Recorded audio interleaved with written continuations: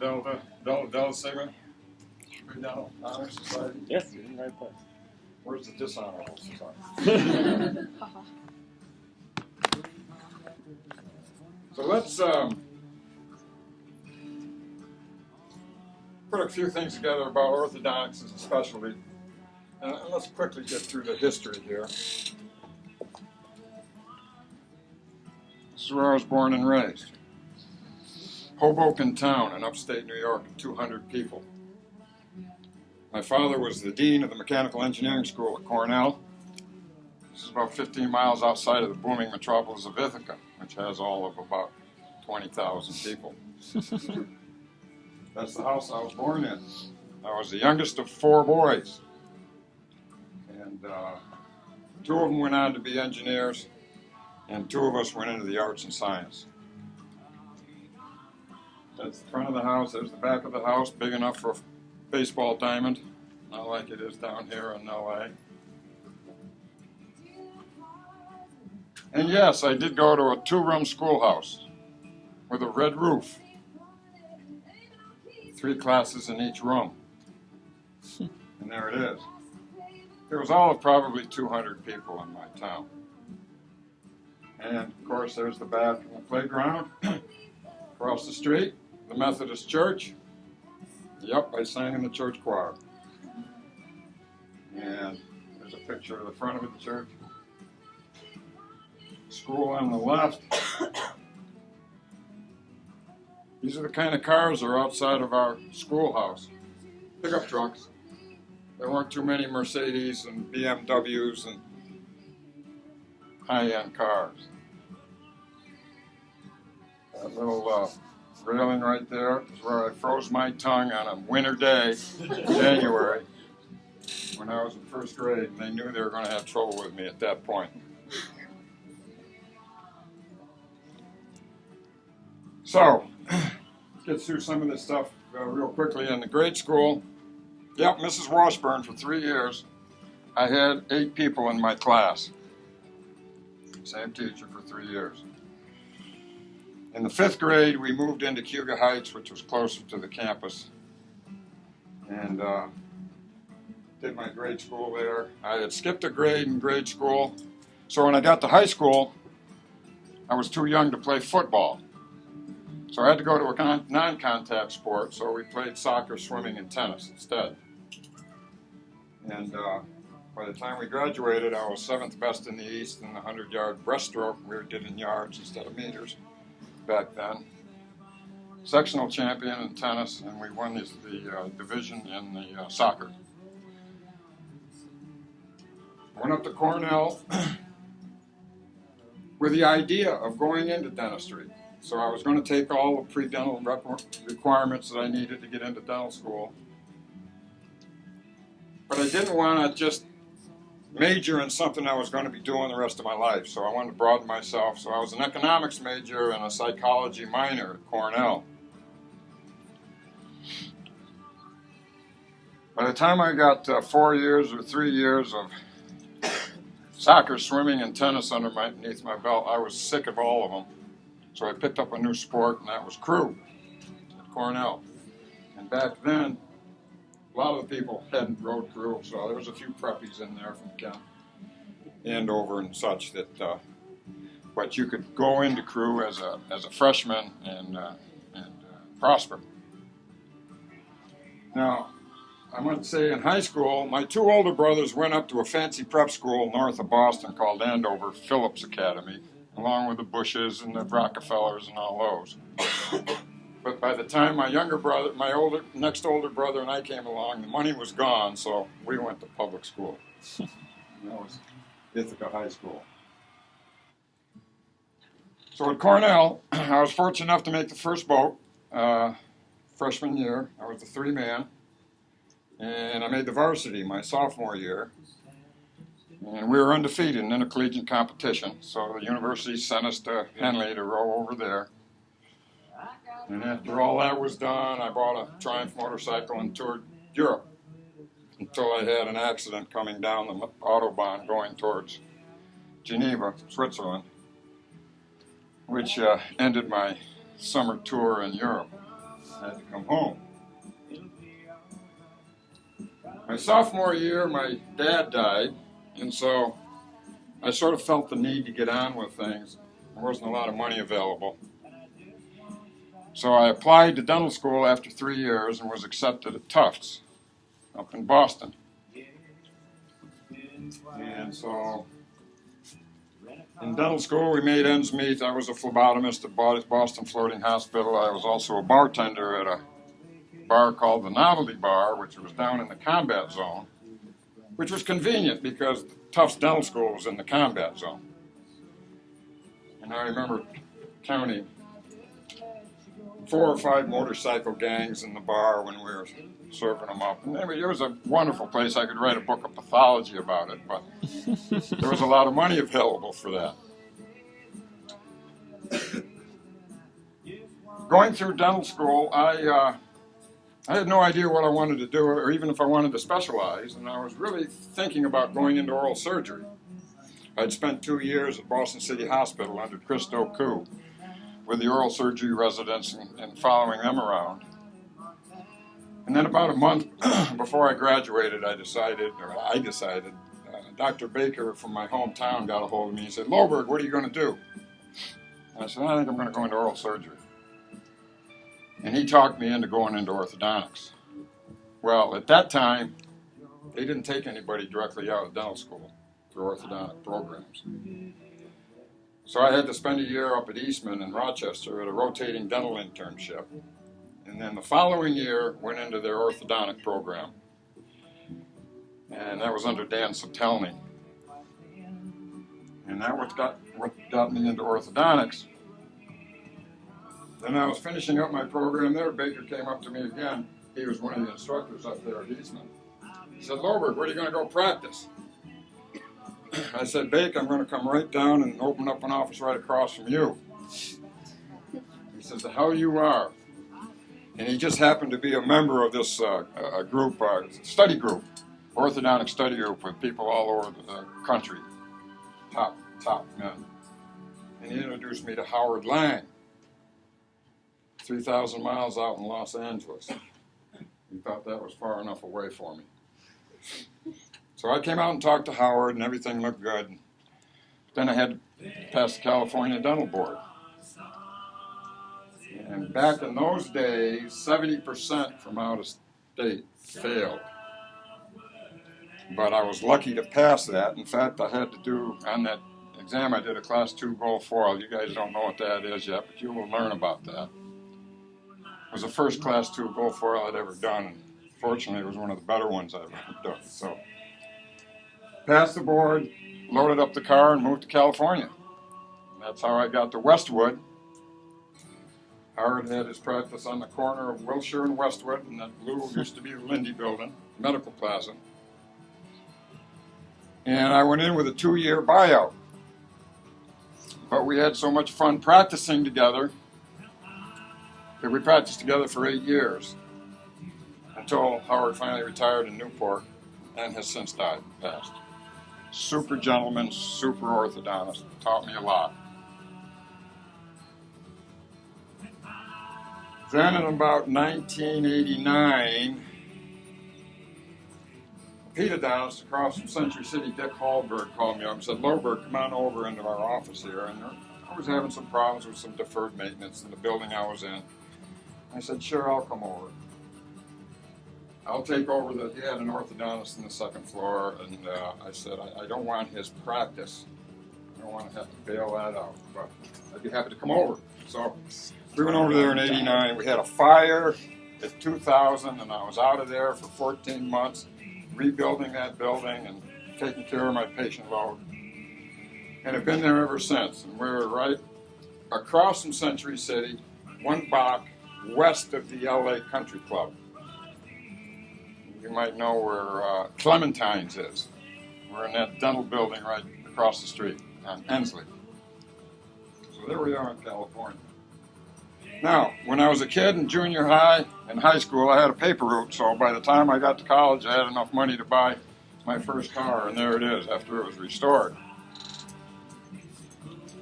In college, of course, I ran that into 2 telephone poles and a tree. So this is upstate New York in the snow and all that, but I had it restored, and there it is. That's my first car I ever owned. So here we are now. Oh, whoop, back up there. This is my office. Show you some pictures of that. This is the front door. All the paintings in the office were done by my sailing buddy by the name of Gary Mildemore. He's a commercial artist down in Newport Beach. Does all the layups for the fancy ocean racing boats like Roy Disney's Pyewacket and all these other yachts. But I had him put that oil on the canvas, and then we just rolled it on the wall and outlined it. That's what they are. And that's the entrance into my office. Looking a further little way, going in. And this is post-fire. Then reception areas to the left. There's the hallway going into the treatment area. Actually, on the wall, those paintings are of Avalon and Catalina. And Wrigley Mansion's up here. Glass bottom boat. You saw the casino. And here's the hallway going into the treatment area. Again, you can see the Wrigley Mansion closer here. Here's the hardhead diver that found a pot of gold before he found what he was going anyway. Okay. So going in the treatment area, here's where all the work is done. And I said, Gary, I want to have a trip through California. So we started at Mammoth Mountain, and there's Crowley Lake, and there's the Central Valley. We got some geese coming out of Crowley Lake here. And then on the other end of the clinic, we have the desert. And if you want the ocean, you have to go out in the waiting room. So that's where all the work is done. And you can see Century City across here. There's Century City. There's Nordstrom's over in there. Bloomingdale's up here. Look right out on it. It's the second floor. It's a four dental unit, 4 office unit building. So what do we do there? We move teeth around. Tooth jockey. Here's a young lady. She was 8 years, 3 months. She was, I'm not going to get too specific on this because you haven't gone into a lot of the dental stuff yet, but needless to say, she was forward, she was crowded, she was double protrusion, she was lip incompetent. She had a nice personality though, which is probably the most important thing when you're treating patients. Because you got to get them to do some things that they don't necessarily want to do. But there she was, 8 years, 3 months. And this is what the mouth looked like. It's the initial malocclusion, teeth into a bad area.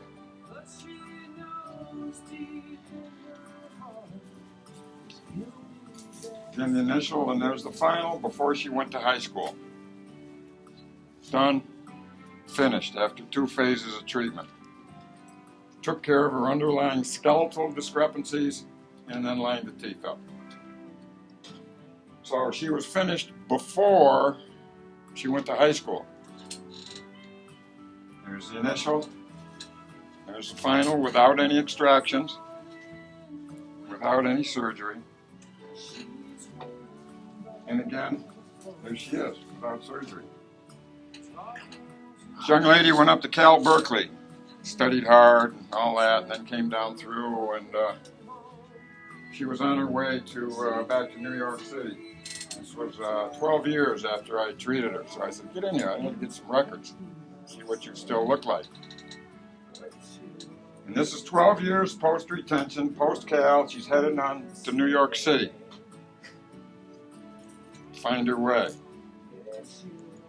Go Bears.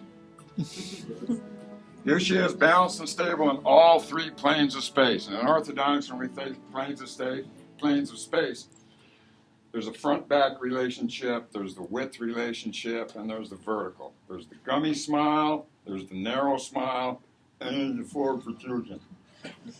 Okay? And this is not a computer simulation, it's real flesh and blood patient, finished before high school, without surgery. Let's look at all 3 dimensions, not just the profile. How about the lateral and the vertical dimension? And when the case is finished. Do we really need surgery for all these cases? Try some early treatment.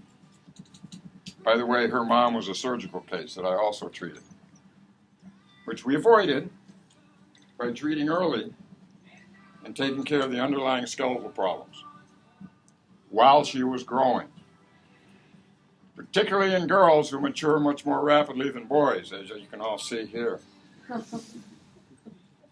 Just kidding. This lady has since moved back to New York City, married an investment banker, and is doing quite well. I think she owns half of Manhattan, along with Donald Trump. Helps to have straight teeth. All right, let's go into a little bit of the hobbies, because life is not just rotating lower incisors.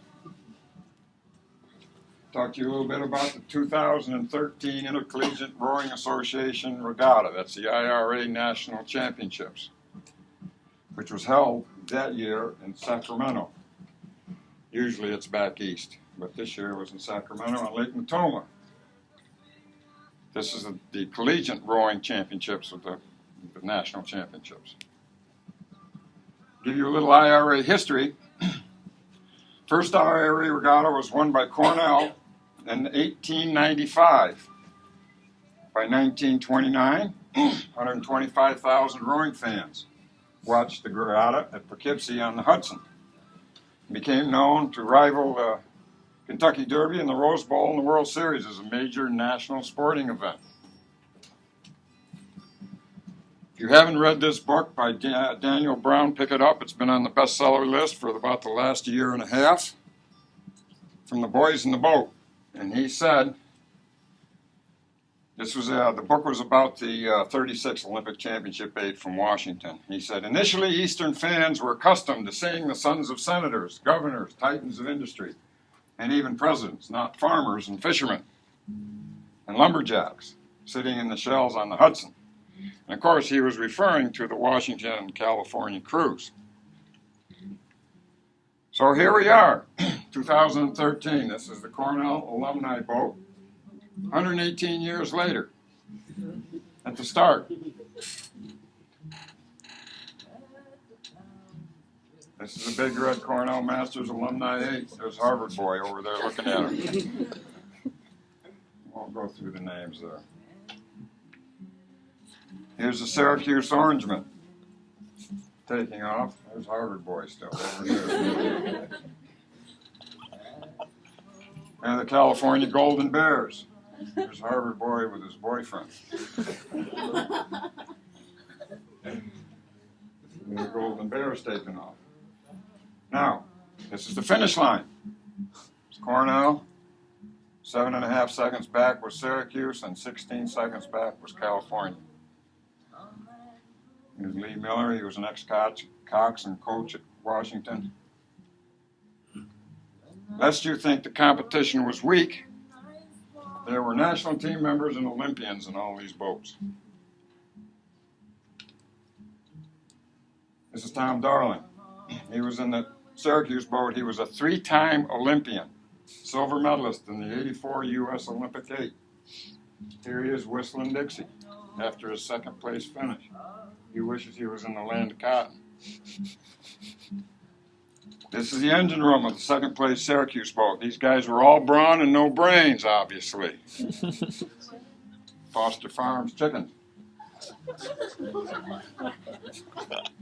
That's Tom Darling there. He's a monster from Boston, Massachusetts. So was up there on the Charles. This was Drew Harrison. He owns the largest boat building company in the world, Wintec. Hughes was rowing a Hudson at the time, but he's well known in rowing circles. And there's Bill Purdy, national team rower, had his medal under wraps. How could this happen? How could we just compete? Ted Kakis, all everything. Not happy, hiding his silver medal. Here's Stan, I'm not smiling for the photo, Johnson. He's the stroke of the Bears. He wouldn't even look at him. He said, there it is, silver medal. Or bronze, I guess. Pat Hayes rode in the US 4 in the '76 Montreal Olympics. He's putting away his bronze medal. Andy Hewitt, what the hell just happened? How could we possibly get beat by these farmers from Cornell. All night, good friend of mine, 6'7" Potomac Boat Club king. Seems to be happy with his bronze medal. Lest you think those that think they can still win show up. Harvard boy showed up with his boyfriend. Everybody puts together what they think is their fastest boat from their alumni. The race might as well be the championship of the world, at least for bragging rights. Here's our Olympian, John Nunn. He was a bronze medalist in the double in the Mexico City Olympics, 68. He was gold medalist today. And there they are, smiles all around for the Cornell boys, 118 years later. Medals worn properly on the outside. It's official time board at the judges' stand showing the rating and all that, along with the rest of the crews. And this was a picture from U.S. Rowing on Instagram, citing a 76-year-old stroke. Now this guy back here is a lot younger than the stroke. That boat averaged 69. This was 2010 at the Newport Aquatic Autumn Rowing Festival. That was a 4. There were 2 Cornellians, myself and Bill Brown, and 2 guys from Cal Yacht Club. There's rowed ex-rowers from UCLA. We won. We actually had a faster time than USC's Varsity 4. The old guys down the line. It's my daughter, Kristen. All right, let's look at another case here. This little gal's 12 years old, and she's off in what I'd say all 3 planes of space. She's gummy, she's narrow, and she's forward. She's playing in Hollywood, though. She was working 7th Heaven in General Hospital at the time. Get the teeth straight, you might recognize her. But we wanted to see if we can improve on that. Couldn't get her mouth closed in repose without a lot of distortion down here in the mentalis muscle. Here she is at the end of ortho, no extractions, no surgery. Because of early treatment, starting before all the permanent teeth are in. This is what the teeth looked like the day we took the braces off.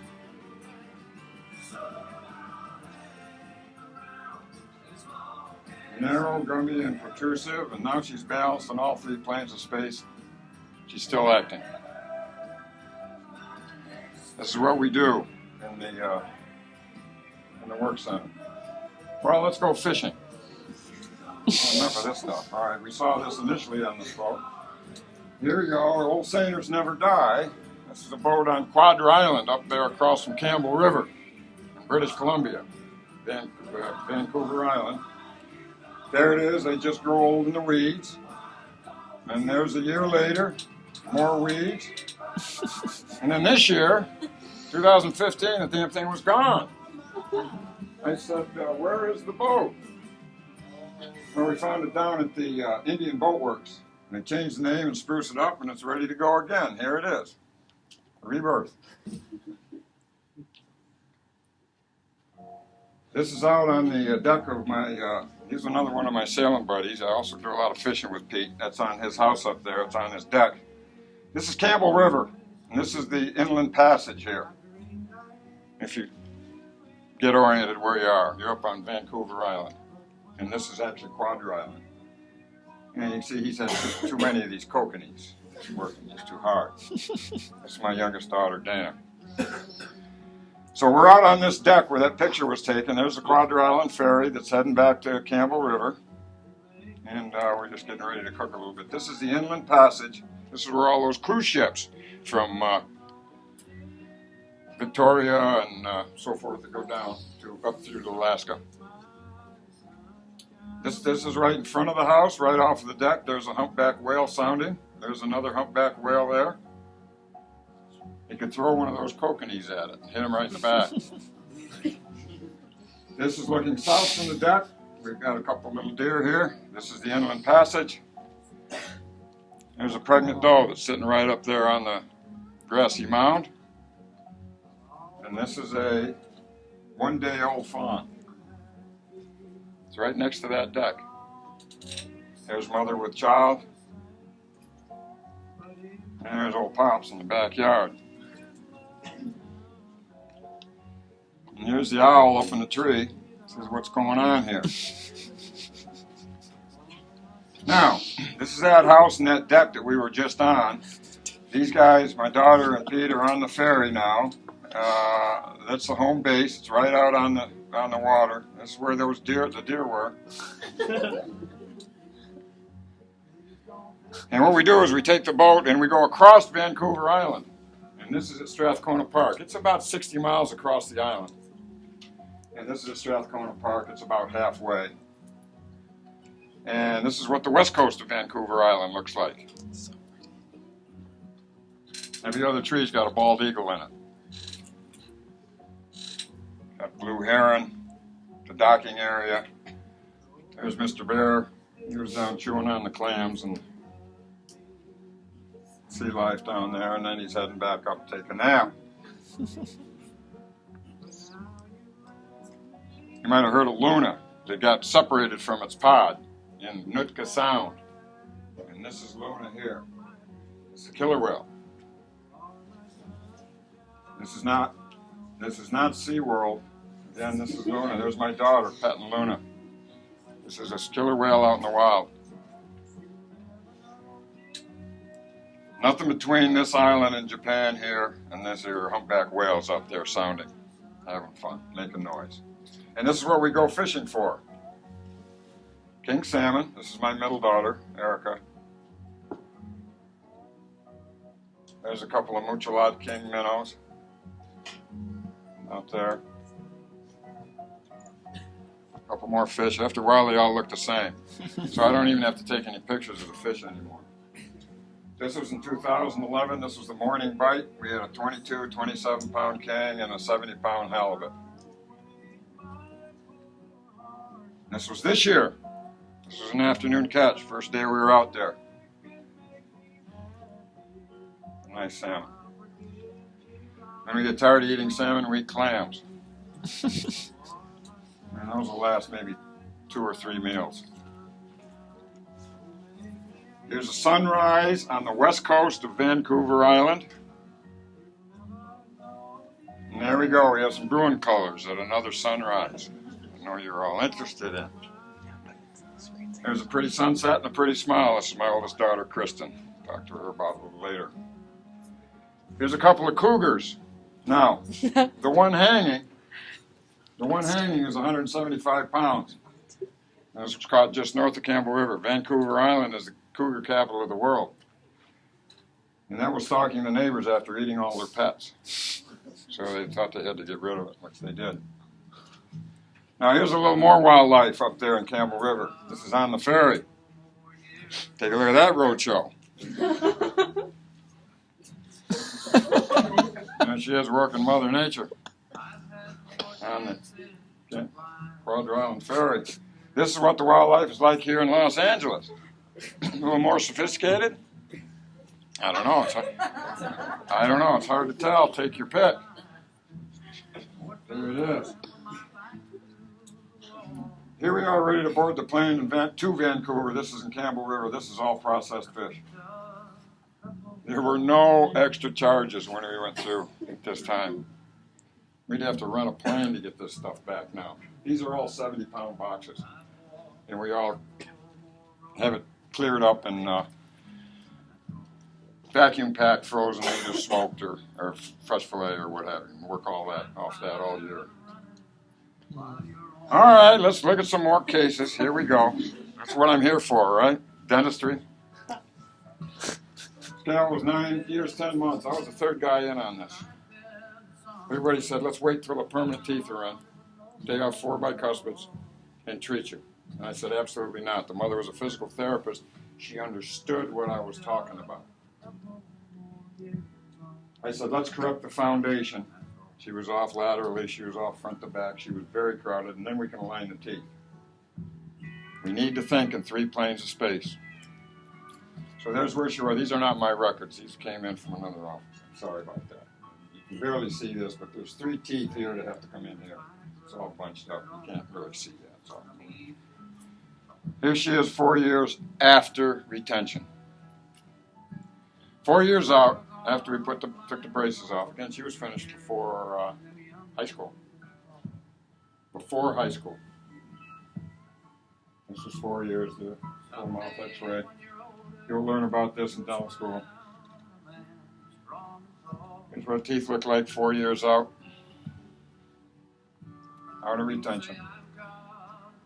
This is without extractions, without surgery.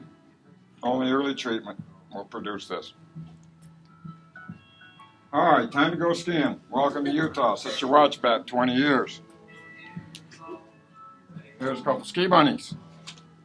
Had to meet up there. And they're the chaperones. Keeping a close eye on them. All right, let's go to Hawaii. Now this is again my oldest daughter, Blossom. This is the pre-Lava Man triathlon in Kona, Hawaii. There she is heading off after the swim and the bike into the lava fields at 104 degrees. And finishing off, she was 4th in the class of 39. Lava Man triathlon. Day after that, we went fishing out of the Honokahau harbor there, and she picked up this 15-foot, 506.5-pound blue marlin. In this Honokahau harbor at Kona, you get out a quarter mile and you're in 15,000 feet of water, so you can fish for pelagic divers right away. So here was Blossom, my oldest daughter, at the start of ortho. Here again, she was finished before going into high school. She is now a ghostwriter for nonfiction self-help books. She did Phil Towns' Rule Number 1 in Payback Time. She wrote David Agus. David Agus is the head of oncology down here at SC. End of Illness. In fact, she just put his new book in the camp. She wrote Mark Schoen's book, Your Survival Instinct is Killing. She wrote David Perlmutter's book, Grain Brain. You may have heard of that. That was New York Times bestseller list. Actually beat Bill O'Reilly by 2 weeks for longevity on the New York Times bestseller list. She's had 2 books on the top 10 list at the same time. It's all because of her orthodontics. That's the only thing. And here she is, at age 40. She went to Cornell, too. 27 years post-retention. She wrote 6 books this year.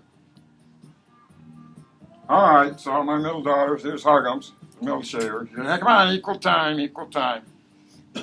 She went to Columbia. She's a writer and a poet. She wrote Inside the Insane, Screaming at the Void, and What Men Should Know About Women. Some of you boys might be interested, huh? She said, come on, put up a better picture. So there's Huggums. And this is Sweetums. She's my youngest little shaver. She went to Yale. She's a co-founder of Movie La La. You can look that up on the internet.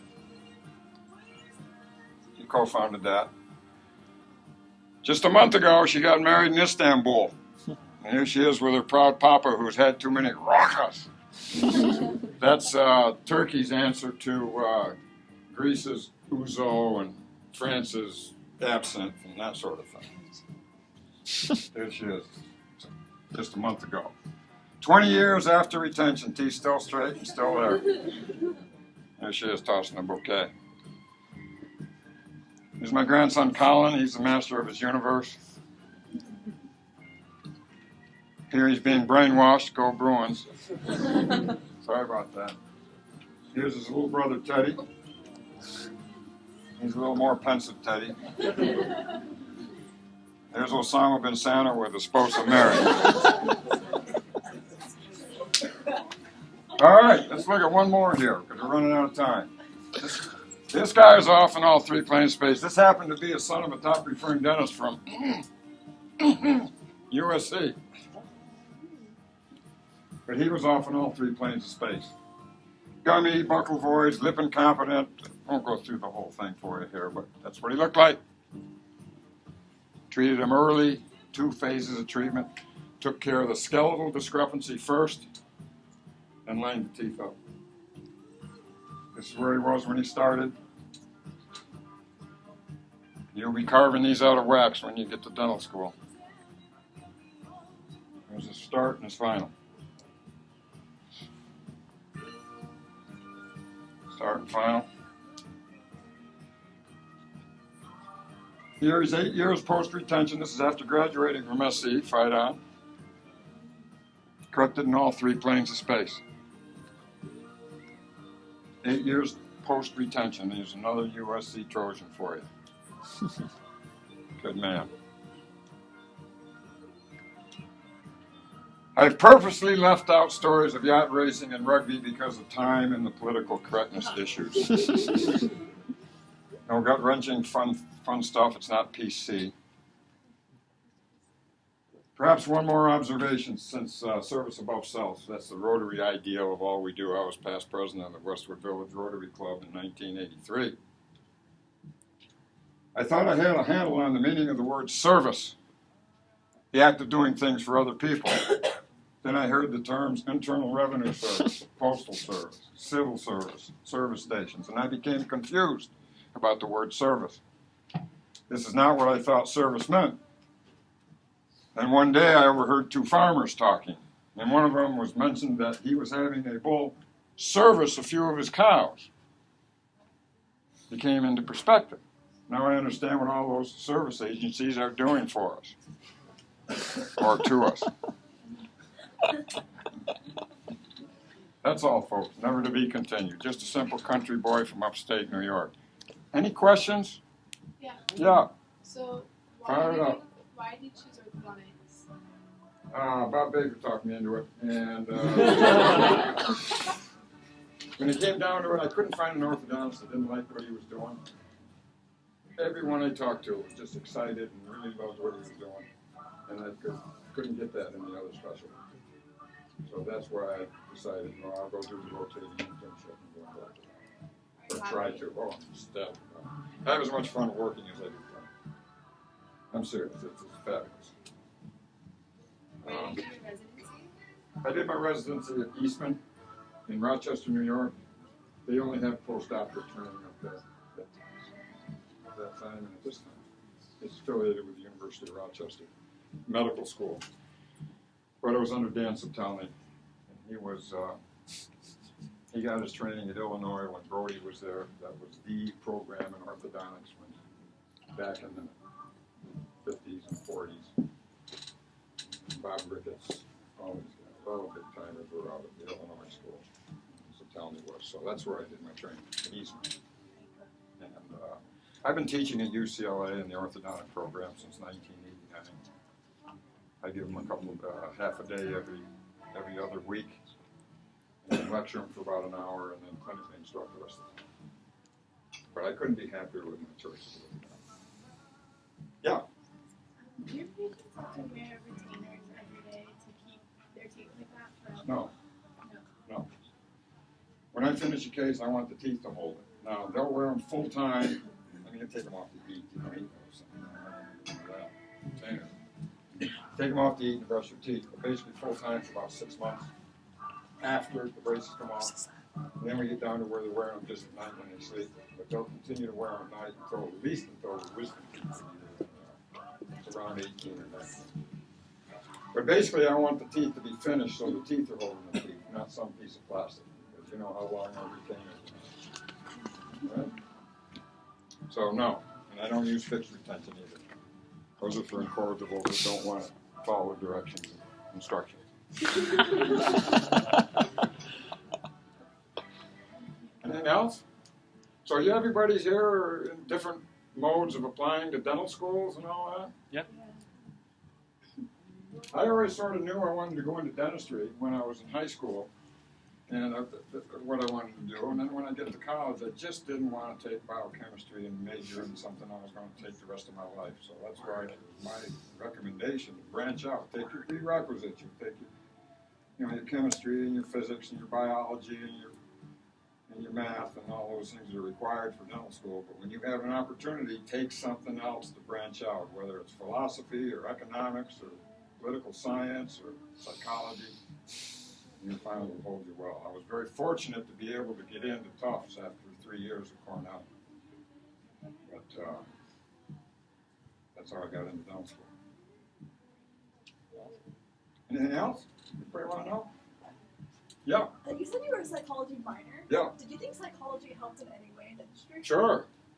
I mean, you use more psychology than you do anything as far as what little burr you're going to use or what filling material you're going to use. You got to get somebody to cooperate with you, and you have to have communication skills, and you have to get that patient to do things for you that, like I say, aren't necessarily what they want to do.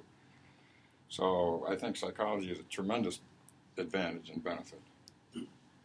I was on the admissions at the orthodontic program there at UCLA for a couple of years, and we'd get maybe a couple hundred, 250 applicants for 2 spots or 3 spots. And we'd pare it down to 20. And out of those 20, we'd interview all of them. And honest to God, I could tell 10 of them right away. I don't even know how they got into dental school, let alone applying for orthodontics, because there's no communication at all. They might have been able to tell you where the ATPs kick off on the website. When you tell the 8-year-old, you got to wear this neckgear, or you got to wear elastics, or you got to brush your gums. And I mean, that's where those ATPs kick off. So, patient cooperation in any part of dentistry, whether it's orthodontics or whether it's prosthodontics or whatever, is vital. And to be able to communicate with people is vital. And so that's one of the few courses that's not given. It's not given in high school anymore. It's not given in college. How many speech courses have any of you guys taken? It's absolutely vital. And it's, if you ever have a chance to take a speech course, take it. We didn't have any either. I think it's a big mistake. Any other questions? Yeah. Would you say that if you have sort of like a background of working with kids, like summer camp, you have an extensive background working with kids, and that would make you a strong candidate like a Sure. Any of that stuff is. Whatever you have in your background. Because you mostly work with kids, right? No. My practice has been 50-50 kids and adults ever since I came in. Howard Lang, what practice I took over, was treating adults too back when it wasn't fashionable. Now everybody's treating them. I've been treating adults at pretty much 50% all the way through. You can do a lot more with the kids, as you can see here, and adults are limited to what they present, and oftentimes you go into surgery compromising because jaws are off. But no, anything like that is fabulous as far as background. Yeah. Thank you very much. Sorry I went over time. Oh, no, you're perfectly fine. All right. Yeah.